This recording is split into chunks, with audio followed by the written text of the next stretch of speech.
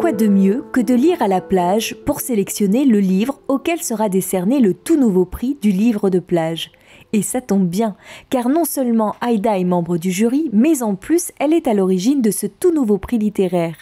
En fait, j'ai testé l'idée à Paris un peu auprès d'éditeurs, d'auteurs, et tout le monde trouvait ça très rigolo, c'est très amusant. Des salons du livre autour de la plage, l'été, il y en a un peu partout, et des manifestations autour du livre. Mais comme ça, un prix qui s'appelle le prix du livre de plage, ça n'existait pas. Donc, ils trouvaient l'idée bonne, j'en ai parlé au Figaro, ils trouvaient l'idée bonne aussi.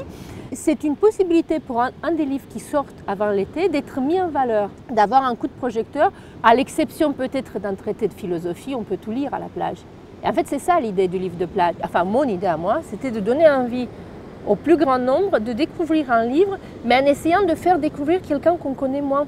En essayant d'aller vers un livre que vous ou l'autre, mes voisins de plage bientôt ici au Sable d'Olonne, n'auraient peut-être pas l'idée d'acheter en librairie parce que ce n'était pas un auteur très connu, parce qu'ils ne l'ont pas beaucoup vu à la télé.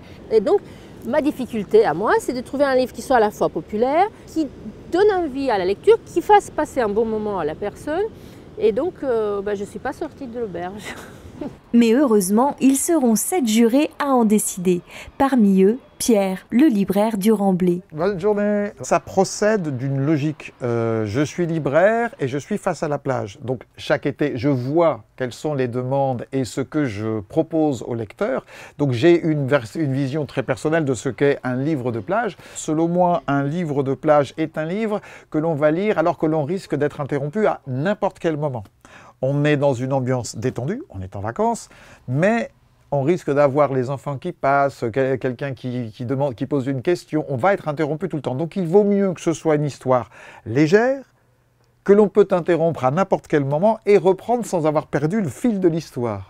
Donc grosso modo, un livre de plage, c'est ça. Ceci dit, je disais, le deuxième aspect, c'est relatif. Il y a des gens qui relisent Proust à la plage. D'abord, j'ai choisi des bouquins qui étaient sortis en 2021, parce que je trouvais que c'était important qu'ils soient récents, en français. Hein, je veux dire, pas des bouquins traduits. Je pense aussi que ça a une certaine importance, ne serait-ce que si jamais on doit attribuer un prix, qu'on ait une relative facilité à contacter l'auteur. Et puis enfin, qui répondent un tant soit peu quand même au cahier des charges que je viens de suggérer. Sous le parrainage de Jean-Christophe Ruffin, en partenariat avec la Fondation Minerve, le Figaro Magazine et la ville des Sables d'Olonne, la remise des prix aura lieu le week-end du 12 et 13 juin. À la clé, une dotation de 5 000 € et un séjour dans la station balnéaire organisatrice.